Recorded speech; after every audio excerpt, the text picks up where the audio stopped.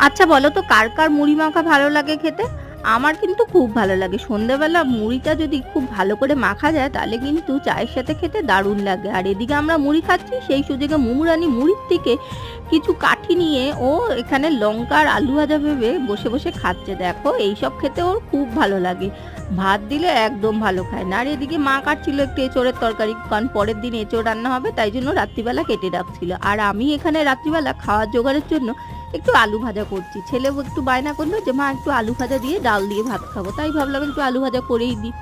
আর তারপরে এখানে মুখে আমার ফেস ওয়াশটা তৈরি করছিলাম। কি বলতো, আমি বেসন আর কস্তুরি হলদিটা মিলিয়ে রেখে দিই, সেটাই আমি মুখে ফেস ওয়াশের জায়গায় ব্যবহার করি। এমনি কোনো ফেস ওয়াশ আমি ইউজ করি না।